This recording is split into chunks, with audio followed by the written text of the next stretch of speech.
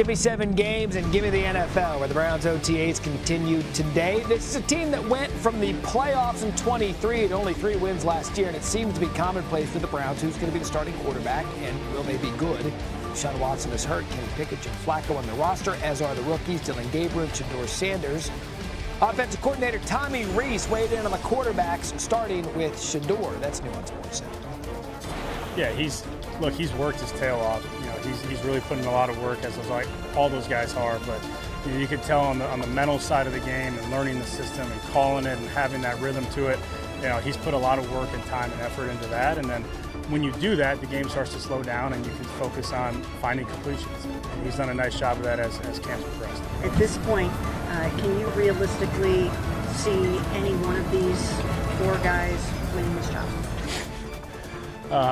Yeah, you can see them all winning the job, I think, right? And so in terms of the competition, we're so early in the process. We're so early in evaluating it. But yeah, I think, we have a good group of guys that will continue to push one another. And by the time September rolls around, we'll be ready to go.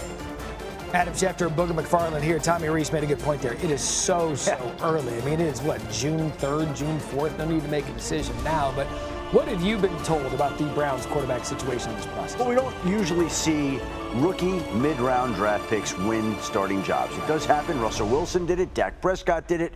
But you have to play exceptionally well, and they don't know whether Dillon Gabriel or Shedeur Sanders is going to be able to do that just yet. It's too early to say, and that's why they traded for Kenny Pickett. That's why they brought back Joe Flacco, because they're going to probably have to rely on a veteran to start the season. I think the thinking around the league would be that Flacco is the favorite. He's been there before. He's won the comeback player of the year. But Kenny Pickett will have a chance to shine through a great touchdown pass today during OTAs to Jerry Jeudy. They just wrapped up practice. Everybody but Shedeur Sanders took reps with the first-team offense today for whatever that's worth. But Shedeur looked good, and he'll get his turn this summer, and everybody's going to have an opportunity to make their claim for that starting job. And someone's getting cut, and who that cut person is.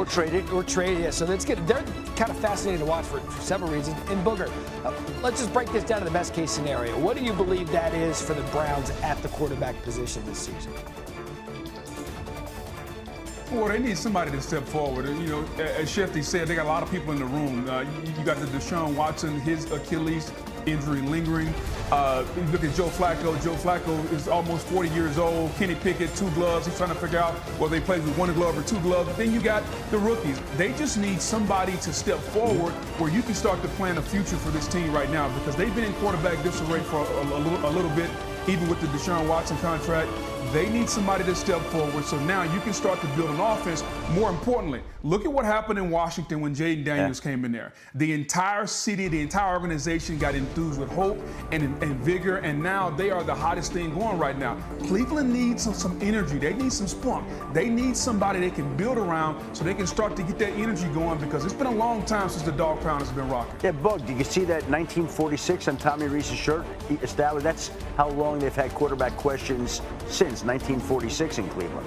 It's true, and they're the first team in NFL history to coin the phrase. Time, man. There's the phrase, if you have 2, you have none. If you have 5, maybe you have none. More quarterback questions, AFC North. The Steelers less than a week away from mandatory minicamp. Aaron Rodgers still out there in the free agent market. Will he, won't he? What more? Well, I can tell you right now, the Pittsburgh Steelers are still waiting for an answer from Aaron Rodgers. We are less than a week away from the Steelers' mandatory minicamp, their last activity before they break for the summer and then report back to training camp July 23rd. And in the next week, Aaron Rodgers may turn around and give them an answer, but he hasn't yet. Yeah. And we continue to wait. And you would think that would be a logical time. Now, what would be interesting is if for some reason he doesn't commit here in the next 6 days, he misses the mandatory minicamp. If you're the Pittsburgh Steelers, before you go on break, do you sit down and say, do we need to have a conversation about calling the Atlanta Falcons about Kirk Cousins, or can we count on Aaron Rodgers being here for training camp in July? Because you can't sit there and wait forever. It's okay to wait for now. They've thought all along he would come in. But here we are, June 4th. He's still not there, and they still don't know when he'll be there or if he'll be there. And you don't know what kind of football he can play. At least you know Kirk Cousins has been active more recently than Aaron Rodgers in terms of sustainability at the position. And look, uncertainty in Cleveland, Boog, but also uncertainty for the Steelers. How can that kind of situation at the quarterback position affect the locker room?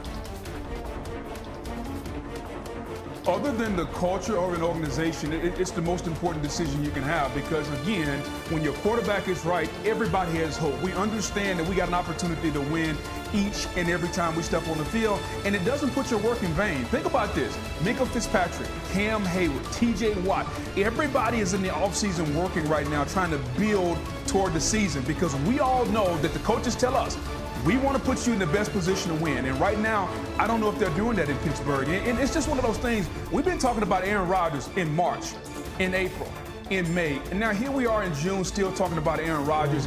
It's getting tiring. And then at some point, I think if you're the Steelers organization, you got to figure out a way to put it to an end. I would rather know now if Mason Rudolph is going to be my quarterback, then wait until training camp because at least mentally I can start to prepare. Pittsburgh is doing their team a disservice right now with all the limbo, especially heading into the mandatory minicamp. We've seen this every summer with Aaron Rodgers. I feel like we've been doing this for the last 5 years. You know what's also annoying?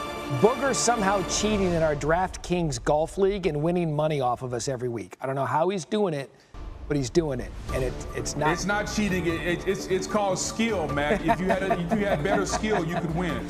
Booger, congratulations on your money leader, Adam Schefter. I'll explain later. Go ahead.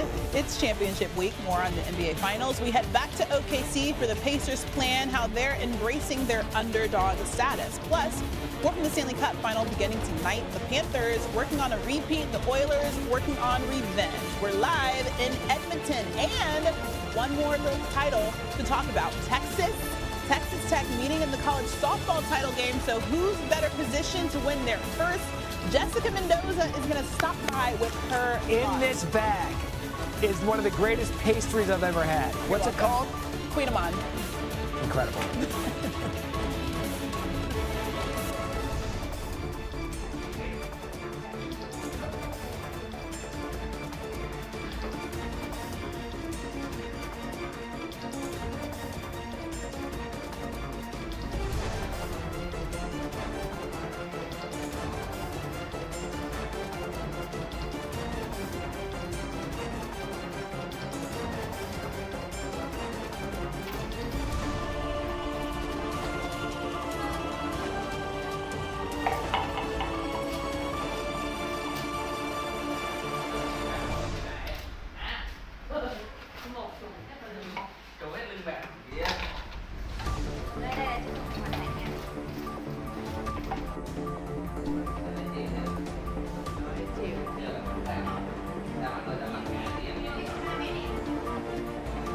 Bây giờ mình sẽ tiếp tục hướng dẫn các bạn làm móc khóa OTAs